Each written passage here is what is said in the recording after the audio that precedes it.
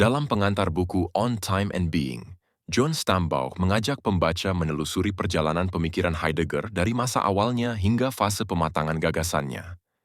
Ia menunjukkan bagaimana Heidegger yang pada Being and Time berangkat dari analisis pengalaman manusia untuk memahami apa itu ada, perlahan bergerak menjauhi jalur metafisika klasik. Pada karyanya yang lebih muda, ada masih dipahami sebagai semacam kehadiran, sesuatu yang ada di hadapan kita. Namun, Heidegger kemudian menyadari bahwa cara berpikir seperti itu, yang diwarisi dari tradisi filsafat Barat, membuat kita terjebak pada gambaran yang terlalu sempit tentang ada. Di pemaparan On Time and Being, arah pemikiran itu berubah secara mendasar.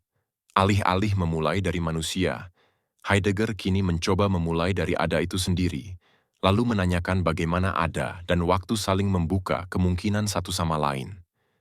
Pada titik inilah ia memperkenalkan gagasan yang menjadi pusat penjelasan, yaitu Ereignis, yang ia terjemahkan sebagai appropriation, atau secara bebas bisa dipahami sebagai peristiwa pengalaman, sebuah momen ketika ada dan waktu menjadi milik manusia. Bukan karena manusia mengambilnya, tetapi karena keduanya diberikan kepada manusia. Ereignis bukanlah benda, bukan penyebab, dan bukan sosok tersembunyi yang bekerja diam-diam. Ia bukan sesuatu, melainkan peristiwa dasar yang memungkinkan segala sesuatu tampak sebagai ada dan berlangsung dalam waktu. Lewat sumbernya yang halus ini, Heidegger berusaha menunjukkan bahwa hubungan antara manusia, ada, dan waktu sebenarnya tidak bisa dijelaskan dengan kategori metafisika lama, yaitu kategori yang selalu membayangkan ada sebagai yang hadir di depan kita. Karena itu, Stambaugh menegaskan bahwa buku ini memperlihatkan sebuah gerakan pemikiran yang terbalik dari Being and Time. Jika sebelumnya Heidegger menelusuri struktur manusia untuk memahami ada, kini ia bergerak dari arah yang lain, dari ada dan waktu itu sendiri, dari sumber pemberiannya, untuk kemudian kembali kepada manusia sebagai yang menerima dan mengalami keduanya. Dengan cara ini, pembaca dipersiapkan untuk memasuki pemaparan Heidegger dengan kesadaran bahwa ia sedang tidak lagi berbicara tentang ada atau being sebagai sesuatu yang ada, melainkan sebagai sesuatu yang dihadiahkan dalam sebuah peristiwa yang lebih besar dari segala kategori pemikiran tradisional.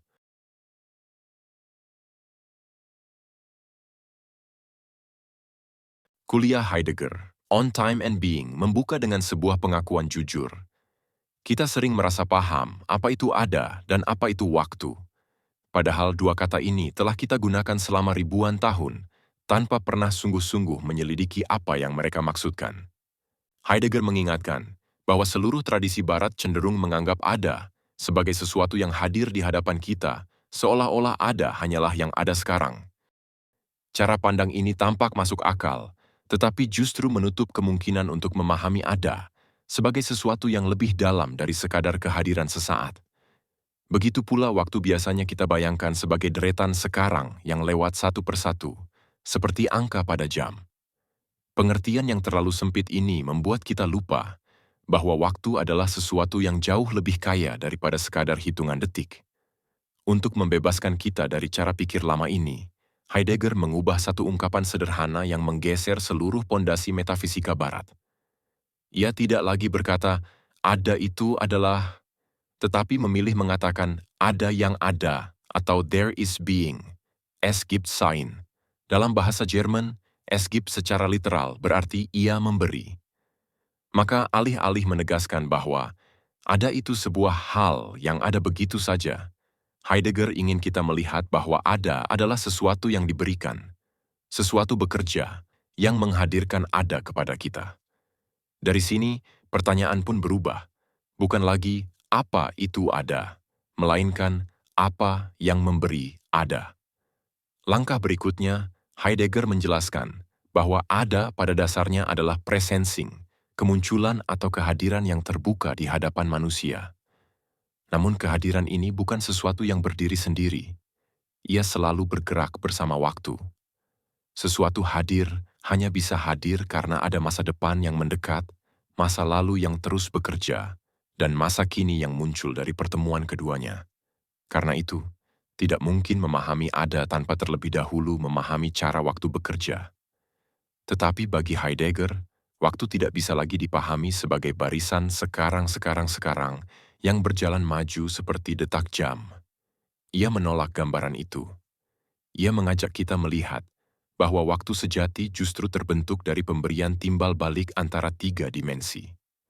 Masa depan yang memberi kemungkinan, masa lalu yang memberi pengaruh sebagai sesuatu yang telah terjadi, dan masa kini yang muncul dari tarik-menarik keduanya. Ketiganya tidak berdiri sendiri, tetapi saling membuka dan saling memberi. Disinilah Heidegger berbicara tentang true time, waktu sejati yang bersifat 4 dimensi. Masa depan, masa lalu, masa kini, dan satu dimensi tambahan berupa kedekatan, jaringan halus yang menyatukan ketiganya dalam satu gerak pemberian. Dari sini muncul gagasan penting lain. Waktu tidak hanya membentang seperti garis, waktu juga membuka ruang. Inilah yang ia sebut time-space. Bukan ruang fisik seperti dalam ilmu alam, tetapi ruang keterbukaan tempat ada, dapat muncul, dan tempat manusia dapat berada. Dengan kata lain, waktu menciptakan ruang makna yang memungkinkan segalanya tampak, hadir, dan dipahami. Pada bagian puncak kuliahnya, setelah menunjukkan bahwa ada dan waktu sama-sama berfungsi sebagai pemberian, Heidegger akhirnya menyampaikan pertanyaan yang menuntun seluruh penyelidikannya. Siapakah pemberi itu? Jika ada dan waktu sama-sama diberikan, maka mesti ada sesuatu yang memungkinkan pemberian itu terjadi. Heidegger menamakan asal-usul bersama ini dengan satu kata, ereignis, yang sering diterjemahkan sebagai appropriation atau peristiwa pengalaman. Ereignis bukanlah benda, bukan sebab, bukan energi misterius, dan tentu bukan Tuhan dalam pengertian teologis.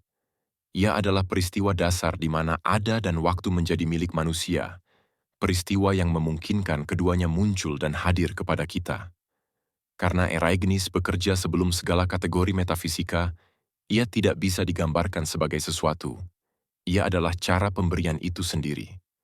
Dengan begitu, kuliah ini perlahan membawa kita pada pemahaman bahwa hubungan antara ada, waktu, dan manusia bukanlah hubungan antara tiga hal terpisah, melainkan antara tiga sisi dari satu peristiwa dasar, yaitu ereignis. Peristiwa inilah yang membuat kita mampu mengalami dunia, memahami apa artinya sesuatu ada, dan merasakan aliran waktu. Heidegger mengajak kita untuk tidak lagi melihat ada dan waktu sebagai objek, melainkan sebagai pemberian yang datang dari kedalaman cara dunia mengada.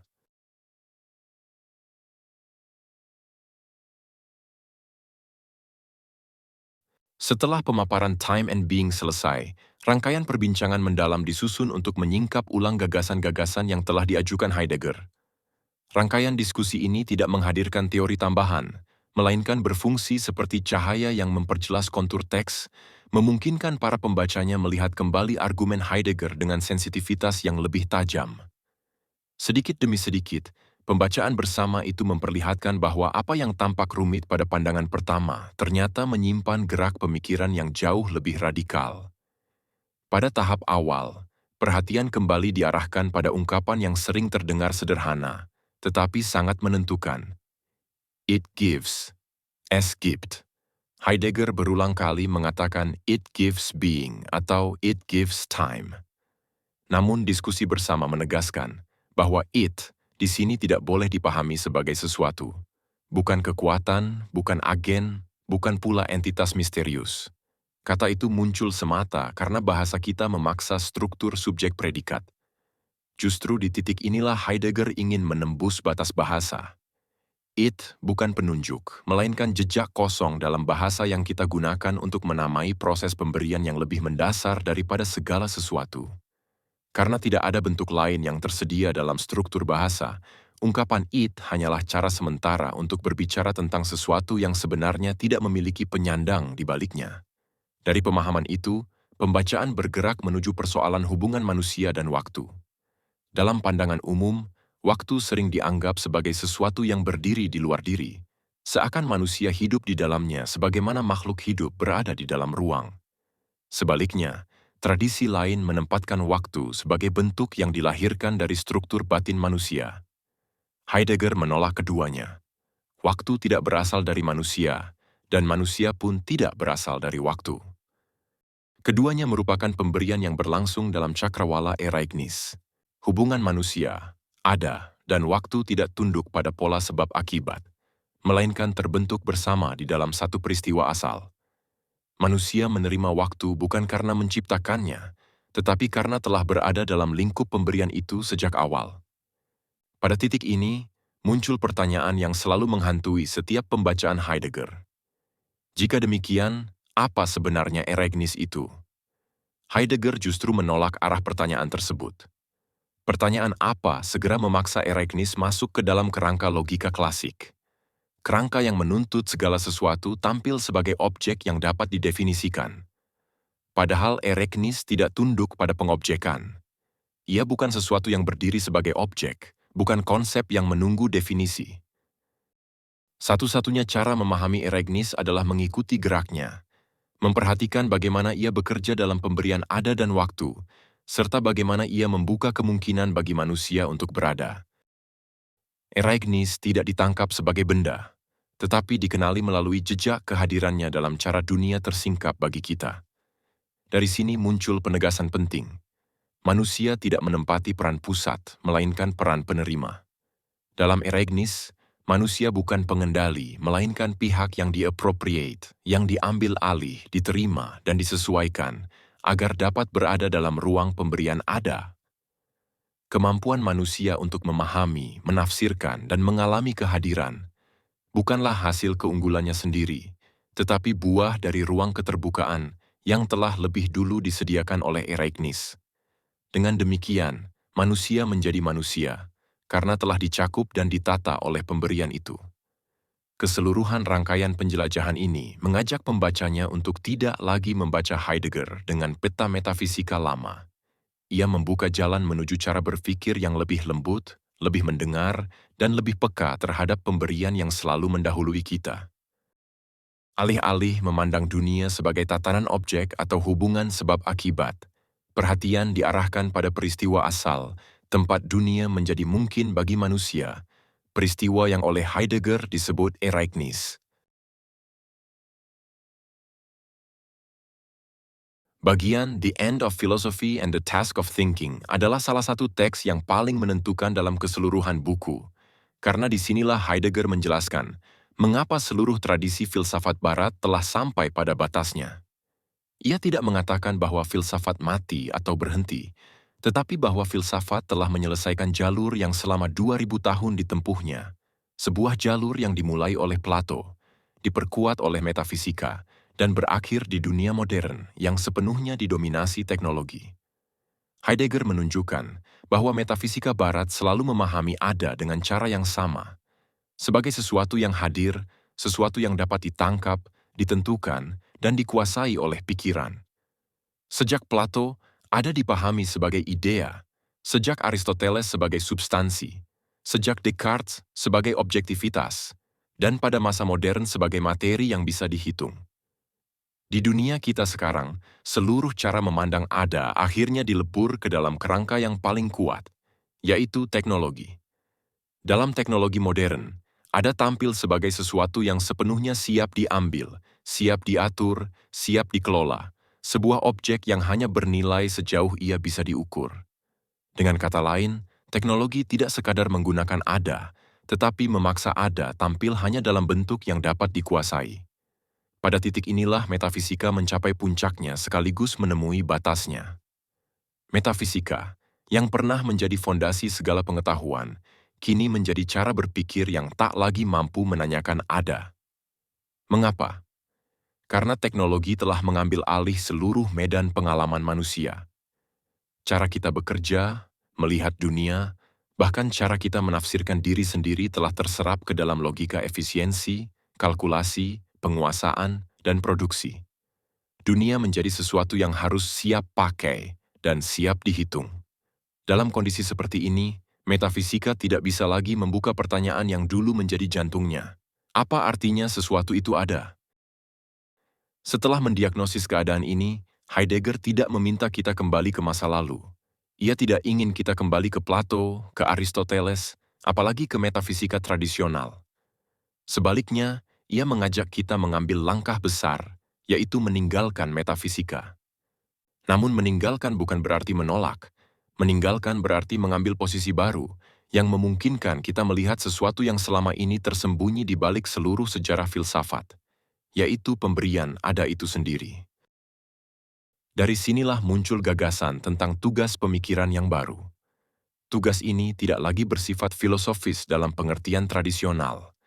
Ia bukan teori, bukan metode, bukan pencarian dasar pertama. Heidegger menyebutnya Denken, pemikiran yang bukan analisis tetapi mendengar. Bukan menyusun sistem, tetapi membiarkan diri disentuh oleh cara ada menyatakan dirinya. Pemikiran yang baru tidak menguasai ada, melainkan membuka ruang di mana ada dapat muncul. Karena itu ia bersifat lebih sederhana, lebih hening, namun secara paradoks justru lebih radikal. Cara berpikir baru ini menempatkan kita bukan sebagai pengendali, tetapi sebagai penerima. Tugas pemikiran adalah belajar tinggal di dalam pemberian ada, belajar menerima, alih-alih menuntut penjelasan.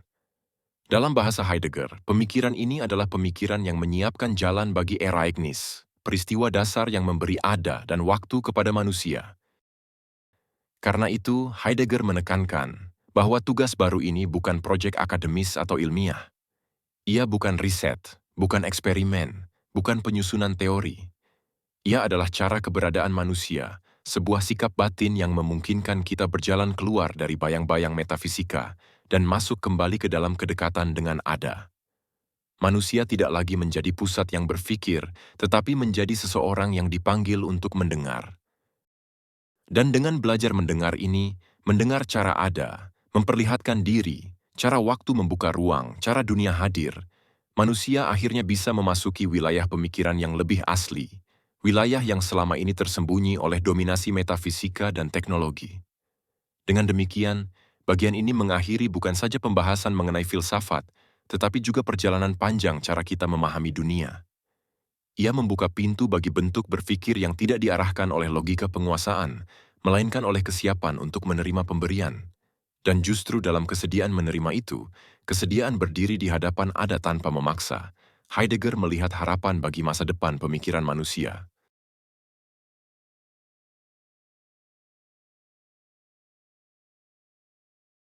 Bagian My Way to Phenomenology adalah semacam jeda personal dalam keseluruhan buku. Di sini Heidegger berbicara tidak lagi sebagai pengulas sistem, tetapi sebagai seorang pemikir yang menceritakan perjalanan intelektualnya sendiri, bagaimana ia sampai pada bentuk pemikiran yang akhirnya menuntunnya ke Ereignis.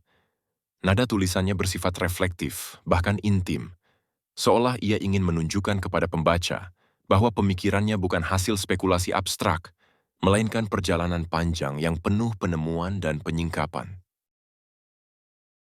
Heidegger memulai kisahnya dengan masa mudanya sebagai murid Husserl.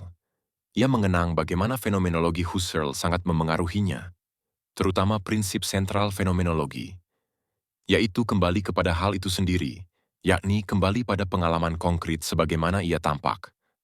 Prinsip ini membebaskannya dari cara berpikir skolastik dan membuatnya menyadari bahwa pengetahuan sejati tidak lahir dari teori-teori yang dipaksakan pada dunia, melainkan dari kepekaan terhadap bagaimana dunia memperlihatkan dirinya. Namun sejak awal Heidegger merasakan bahwa fenomenologi Husserl belum berjalan cukup jauh. Husserl sangat tertarik pada kesadaran dan struktur pengalaman, tetapi Heidegger mulai melihat bahwa di balik pengalaman terdapat sesuatu yang lebih mendasar, sesuatu yang memungkinkan pengalaman itu terjadi. Ia kemudian mulai memikirkan, fenomenologi bukan sebagai teori tentang kesadaran, tetapi sebagai jalan menuju ontologi, jalan untuk menyingkap ada itu sendiri. Disinilah ia mulai bergerak melampaui gurunya. Bagi Heidegger muda, fenomenologi menjadi alat untuk membuka struktur terdalam eksistensi manusia. Dan proyek inilah yang menghasilkan Being and Time. Ia menggunakan fenomenologi untuk menelusuri cara manusia berada di dunia, cara kita memahami diri sendiri melalui keterlibatan kita dalam dunia, dan bagaimana waktu menjadi dasar eksistensi kita. Pada tahap ini, ia yakin bahwa jika kita bisa memahami struktur waktu dalam diri manusia, maka kita juga bisa memahami ada. Tetapi perlahan-lahan, Heidegger menyadari bahwa penyelidikannya tidak bisa berhenti di sana. Semakin ia menggali Dasein, semakin ia melihat bahwa ada tidak dapat dijelaskan hanya dari pengalaman manusia. Ada adalah sesuatu yang lebih mendasar dari Dasein, sesuatu yang mendahului manusia, mendahului pemahaman, dan bahkan mendahului waktu dalam pengertian psikologis atau kronologis. Fenomenologi mulai berubah bentuk, dari penyelidikan tentang pengalaman menjadi penyelidikan tentang apa yang memungkinkan pengalaman. Perubahan inilah yang perlahan menuntun Heidegger keluar dari fenomenologi Husserlian dan masuk ke wilayah pemikiran yang lebih luas. Ia menyebutkan bahwa perjalanan intelektualnya adalah perjalanan melalui fenomenologi menuju sesuatu yang lebih awal dari fenomenologi itu sendiri. Heidegger kemudian menjelaskan bahwa pergulatan inilah yang akhirnya mengantarkannya pada pemahaman tentang Ereignis. Ia menyadari bahwa struktur persis dari ada tidak bisa lagi dicari di dalam kesadaran maupun dalam pengalaman manusia. Yang ia temukan adalah bahwa ada dan waktu sama-sama datang atau diberikan, dan pemberian inilah yang menjadi dasar semua pengalaman. Maka, daripada berbicara tentang ada sebagai sesuatu yang hadir, ia mulai berbicara tentang proses pemberian itu sebagai peristiwa pengalaman. Dalam bagian autobiografis ini, Heidegger ingin menunjukkan bahwa pemikiran Ereignis bukanlah putusnya tali dari fenomenologi, melainkan puncak dari transformasinya. Fenomenologi memberinya alat untuk melihat, tetapi dari kemampuan melihat itu, ia akhirnya melihat sesuatu yang lebih awal dan lebih dasar. Dan dari situlah, sedikit demi sedikit, ia meninggalkan bahasa fenomenologi dan metafisika untuk memasuki bahasa baru yang lebih cocok untuk mendeskripsikan kejadian paling fundamental dalam pengalaman manusia. Dengan demikian, bagian ini membantu pembaca memahami bahwa on time and being bukan muncul tiba-tiba. Ia adalah kelanjutan dari seluruh proses kreatif Heidegger, sebuah perjalanan panjang dari fenomenologi menuju pemikiran yang lebih radikal tentang ada, waktu, dan akhirnya Ereignis.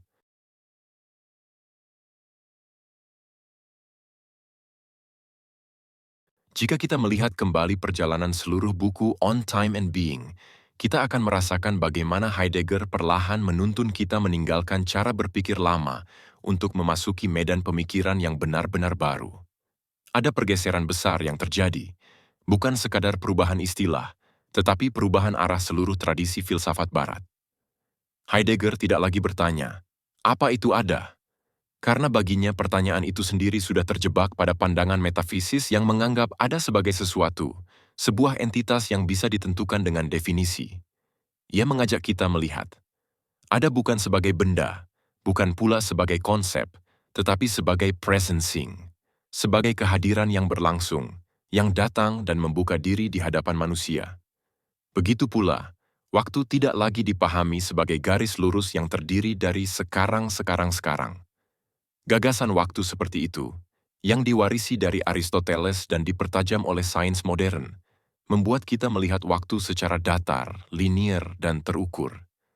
Dalam buku ini, Heidegger mengupas waktu dari akarnya dan menunjukkan bahwa waktu sejati jauh lebih hidup. Ia adalah jaringan saling pemberian antara masa depan, masa lalu, dan masa kini, sebuah struktur 4 dimensi yang memungkinkan segala presensing terjadi.